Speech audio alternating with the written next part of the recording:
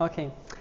Um, yeah, looks like it was a very busy week. Everyone preparing their project for tomorrow. So this will be a very easygoing project. I will just tell you what we did, how we implement nice things from the on-chain, off-chain things, and implement ZK mail and our Node implementation. How can we sign transactions by ZK email? And my name is Peter. Yeah, I am co-founder of Axorio. We do research and development things. We do research and development things. We do security audits. Now we mostly focus it on ZK security. So welcome to ask me if you have any questions about the ZK security and want to know how to write secure circuits. I am ready to help. Well, now you see everyone likes ZK mail, and that's why we have like real nice use case. Because let's imagine that you want to give permission to your account manager, like to send salaries to your employees, but you don't want to teach them how to work with your wallets, MetaMask, and so on, sign the multi-sigs. It's hard even for developers. Sometimes there is unpredictable mistakes. And you can do it with mail. So we can do it with ZK mail. And finally, there is a nice solution. Actually, this is a real use case that even we probably will use in our company. So I will tell you about the history, how we get to this idea, about workflow, what you should to consider when you implement such things, and a little bit more details about ZK implementation, how it works inside. Let's go. So how we came to this idea, like safe anonymous mail model. One more interesting thing. It's anonymous thing. So usually you don't want to allow people know who signed transaction. Actually, it's not quite secure. You want to hide like signers from the, let's say, like outer world. So first we discussed with the Gnosis safe multisig and made for them model that allows you to anonymously sign transactions. So there is a number of participants, but nobody knows who exactly signed specific transaction. So we wrap everything with ZK, so we have special model, and you can anonymously sign transactions. That's what we've done, but the problem remains the same. For the people, it's quite hard to use multi-sigs.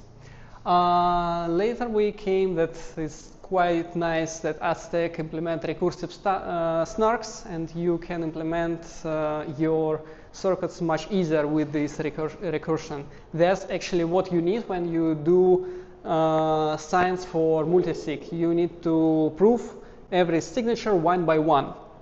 So that's where Aztec tech goes very well. And we also use ZK mail just because it's cool and because it's a nice solution. It allows people to work with the blockchain without even know their own seed phrase. So you can just use signature and the key signature from email, and that's enough. A little bit more about this workflow and how it works. So let's go step by step. On the top part, this is this is off-chain part, and bottom is on-chain part. And how it usually works. First, someone initiate transaction. For example, for distribution salary. It's just members email, some person who is responsible for the payouts. They just have specific rule how they need to sign all the transactions, put the numbers, and that's it. They send it to Relayer. This is our Relayer that you can use it and self-host on your machine, so nobody knows about who and to whom send these emails. So it's pretty secure. And you don't want to allow one person to distribute all the money that you have, right? So that's why we implement like multi-sig with other emails. The blue one is emails, so responsible people can just approve and sign transactions. They send the same like just specific template of email to Relayer. So Relayer aggregate all of these mails from all the participants, and then where the magic happens, we aggregate all these emails, generating the proof that all the emails valid. They have a specific template. I will show it later. And if the threshold is reached, for example, you need 3 signatures from 10, then we send all these proofs to on-chain, to this same model. So actually, this is what already works on-chain. You just verify that all transactions are valid, and our smart contract can execute transaction safe wallet. And actually, you can execute whatever you want. And the magic and beautiful thing that these people, the blue one with emails, they don't even touch blockchain at all. So it simplifies user experience a lot. Okay, yeah, so the issue like how we go from email to the transaction. Let's go step by step. The off-chain part, the very simple one, how we anonymize, I think everyone know about this, just a simple Merkle root. And to hide who just signed transaction, we just put hash from email and some salt secret and aggregate all these emails who allows to sign transactions in simple Merkle root. This is a very basic anonymization thing that we use in ZK. And yes, root we storing on chain, so you can always check that this is the same root, and you can prove that participant is one of the leaf of this Merkle tree. Then backend part, the proof. This is the most complex part. That's the 5 parameters that we have to check to be sure that everything is correct. We can go into the code if you want later, and I can show some Rust examples, but here are just basic things that you have to check. First is the members root that I showed you on the previous slide. Then we check the received email in the, from the list. The header contains hash signature that is correct, that all the parameters that we have are correctly signed.